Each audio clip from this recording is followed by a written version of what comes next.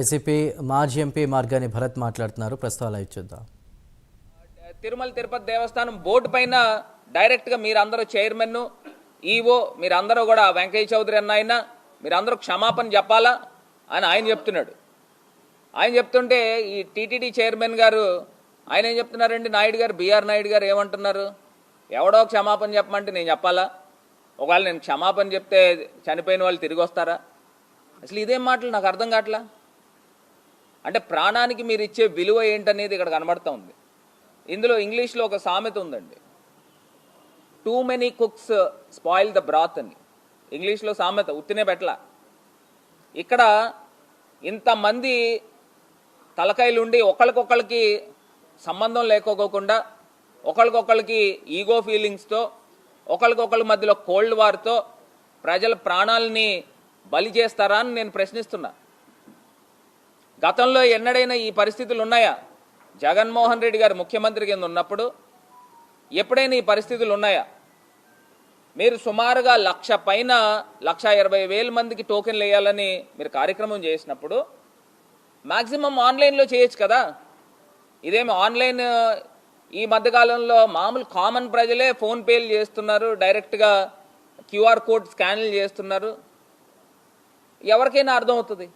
ఒకవేళ మీరు డైరెక్ట్గా సేల్ చేయాలి అని అనుకుంటే దానికి ఒక నిర్దిష్టమైన డైరెక్ట్గా మీరు టికెట్లు ఇవ్వాలి అని అనుకుంటే దానికి ఒక నిర్దిష్టమైన ప్రణాళిక ఉండాలి. ఎక్కడ కనబడతా ఉందని అడుగుతున్నా. నిజంగా చాలా బాధాకరం అండి, చాలా దురదృష్టకరము. దీన్ని ఈ బోర్డుని ఇప్పుడు నేను ఇవాళ మేము మా సూటి తాలూకా డిమాండ్ ఏంటంటే తిరుమల తిరుపతి దేవస్థానము బోర్డు వీళ్ళు బాధ్యత తీసుకుని వాళ్ళు ఇమీడియట్గా రాజీనామా చేయాలి.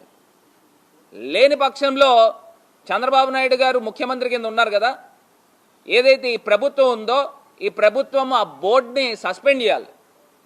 ఇప్పుడు మీరు హై లెవెల్లో మీరు యాక్షన్ తీసుకోవాలి, కానీ ఒక డిఎస్పీని లేకపోతే అక్కడున్న ఒక కామన్ అధికారులపైన ఏదో సస్పెన్షన్ వేసేస్తే దానికి సరిపోతుందా అని నేను నన్ను అడుగుతా ఉన్నా.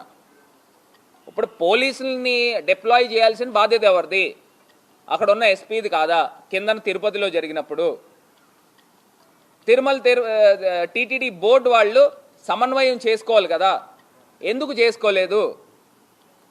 మీరు ఉదయం దగ్గర నుంచి రాత్రి దాకా ప్రజల్ని అక్కడ పెట్టేస్తే, పార్కులు వేసి తాళాలు వేసేస్తే దానికి అర్థం ఏంటి అని అడుగుతున్నా.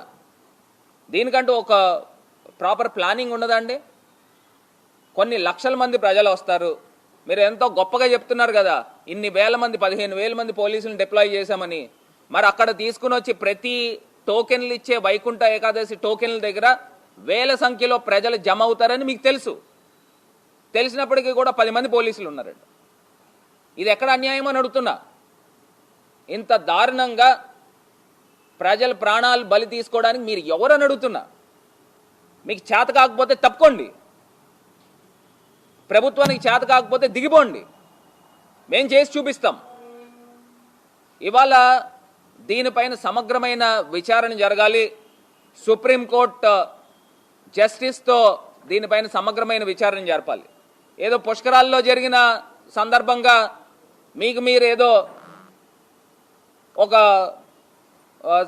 ఒక విచారణ జరిపించేసి ఒక క్లీన్ చీట్ చంద్రబాబు నాయుడు గారికి ఏం సంబంధం లేదని ఇక్కడ పుష్కరాల్లో భక్తుల యొక్క అతి ఉత్సాహంతో ప్రాణాలు పోయినాయి అని చెప్పి రిపోర్ట్ రాయించారు. దీనిపైన కూడా మళ్ళీ ఒకసారి తిరగతోడాలి. ఇప్పుడు దానికి 29 మంది ఎందుకు చనిపోతారండి? ఎందుకు చనిపోతారు? ఎలా చనిపోతారు పుష్కరాల్లో?